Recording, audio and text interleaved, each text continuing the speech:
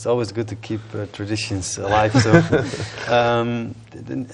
I may add an activity we have next week in Hamburg, in Germany.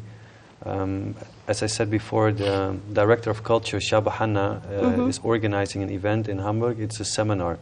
Maybe I can tell a little bit about the program. Go ahead. First of all, on Saturday, we will meet the mayor of Hamburg together with a few other representatives from the local council.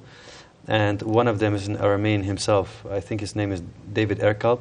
He's the head of the, if I'm correct, the head of the Christian Democrats in Hamburg. It's quite a position. Then we will move on to the seminar in Hamburg where people can register themselves. So this is actually a call for all people in Germany who can register with Shaba Hanna, or who can go to the website www.syriac.org, where they can find more information about this activity. But the activity is actually about this subject. As a people, we suffer, and we have seen, we have unfortunately seen the results of this question about how do we translate the name Syriac, the name we use in our own language to describe ourselves and our language. Okay. So we are in need actually of one unified name, a name that suffices for all people all over the world. And different suggestions have been made. One of them, for instance, I may add first. Can you explain more about the suggestion? Yeah, okay, it's like this. If you translate the word Syriac into English, it is Syrian. But for obvious reasons, we don't want to call ourselves or our language Syrian, because we are then associated with the Syrian Arab Republic. And many of the people who read about Syrians think that all of us come from Syria, or that all of us are Arabs, or that all of us are Muslims. So well, let's just make clear here, it's nothing against the Syrians who live in Syria. It's more, not at all. Yeah, it's more to be more identified. To that we don't need to use sometimes the word Syriac, which is grammatically wrong because it's an adjective, in order just to skip this confusion that you mentioned before. Well, it's as you said, like we are struggling to find one unified name for our people. And in '83, the Syriac Universal Alliance has actually introduced the name Syriac for our people. Because previously, scholars used it and applied it to the Aramaic language in itself, or they applied it to one of the Aramaic dialects which started in Edessa, southeast Turkey. So we suggested this in '83, and later in 2001 or so, I believe, the Syrian Orthodox Church followed suit. They also, during a synod, adopted the suggestion made by one of the American bishops that from now on we should call our people, not only our language, but also our people and our church, Syriac instead of Syrian, because of the same reasons just to avoid the confusion exactly. you mentioned. Yes. Exactly. So we have seen that even this new name, Syriac, it's actually not a natural name, it's actually an artificial name. It's not a real one, it's a constructed one. This is what I said. Yes. Yeah, exactly. It's not correct. Grammatically. Yeah, it's grammatically, it's not correct. So we are actually still struggling. Is it the right name or not? Because it's only in English you can say Syriac. Yeah. And I've seen even my friends in Belgium, some of them who have tried to introduce Syriacs in Dutch, Belgium. But it doesn't make any sense at all in Dutch. Here in Sweden they have tried the same earlier, also in the early 80s. They use, instead of Syrier, they use Syrianer or Syrianska. This is also an artificial form. Yeah. So basically we're struggling and seeking for a name that suits us best and really describes us, really signifies who we really are. And one of our suggestions we want to make is to call ourselves with the ancient name. Maybe it's better to first talk about the seminar again. The seminar is based on one of these issues. We will discuss this question I just mentioned. Like we need a name in the modern languages outside the language we speak. Second question, for instance, is we see ourselves as a group of people, right? Some of us define their people in a religious way, like only the Syrian Orthodox communities are people. Others, as our friend Dr. Michael just said, like you also need to include others from the other Syriac or Aramaic churches, be they Chaldeans or Nestorians. So what we are trying to do is we try to define who we really are on a collective level. Who are we as a group of people?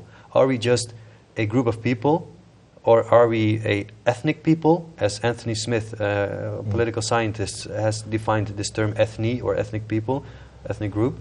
Or are we a people, or are we a nation? There's some difference in all these terms. We use them just loosely, you know, but we are sometimes not realizing the meaning and the content of these terms. So this discussion we will also have. And then the third discussion is also very important. It's what I have said before. We are looking for an infrastructure to build up in a diaspora in order to survive as a community, as a people. So these are three of the main questions that will be discussed in Hamburg next week. So when we come to the topics and the speakers, it's like this. First of all, Dr. Soma, Asad Soma from Sweden, he's a specialist in Syriac Aramaic history, and he will talk about the self-perception of our church fathers, of our scholars in previous times. From the 4th century approximately till the 19th, early 20th century. He will talk about how our ancestors defined themselves, how they perceived themselves, you know, how they defined the name Syrioyo. And the second speaker will be me. I will talk about the origin of the name Syrioyo in Aramaic, and I will talk about the origin of the name Syrioyo, and I will talk about the name Syrian or Syria in the European languages. How are they related to each other? What are their origins? Sometimes our people got so misled because of what Europeans use for words without even thinking of the big confusion and the trouble they were causing our people. This is true. So we must define, we must seek the answers to these questions. And what I'm going to do there is based actually on a paper I gave in Granada at the 10th Syriac Symposium. In Spain. In Spain, exactly, last year. I'm going to show them a new approach how you can understand the origins of this name, Syrioyo, or in the modern languages. And then we will have a break, we will have a dinner together for 1 hour, and then in the second part we will discuss Sharbel Gharib. He is doing his PhD at Tübingen University about exactly this question I just raised, like how do you define a people or a bunch of people, a group of people, as a nation or as a people, from a theoretical point of view, but applied to our people, the situation of our people. That's so interesting because I used to read history. I love history too. That sometimes nation is not only geography, nation is also languages, many other factors. So sometimes we've been accused, why do we call ourselves nation if we lost a lot of the properties, a lot of lands, and now in diaspora, can we call ourselves Syriac nation? Although we don't have the geography for this. So I think it's so important, it's so interesting. I will give you a small example, then I can move on to the next speaker. A nation, it depends how you define it. There are some scholars who say like it's something subjectively. If you think you belong together, if you think of yourself that you're a nation, you are a nation. This Walter O'Connor. I said that you don't need geography only. Yeah, exactly. So this is one of them is Walter O'Connor. I think he has written about this. And on the other side, for instance, there is someone like also a very famous writer is Anthony Smith, for instance. He defines a nation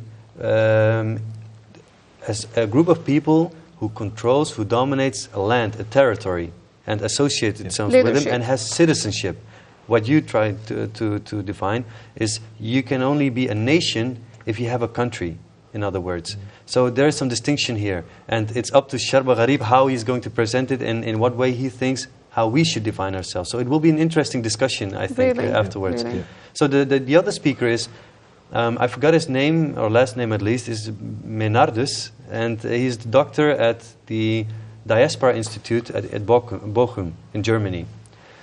He will speak about what kind of infrastructure we need based on his experiences with the Armenians as a diaspora community, because the Armenians and there are many other diaspora communities like us who are basically all of them struggling with the same questions as we are. Yes. How do we survive? How do we protect, preserve, and safeguard our ancient heritage, identity, and move on, proceed, exactly. So this is his paper. And then afterwards, we will have a discussion of approximately 1 hour, and I think it will be an interesting debate, because these are actually the essential questions we should ask ourselves as a people. And there are So also important. related questions. It's very important, I think. What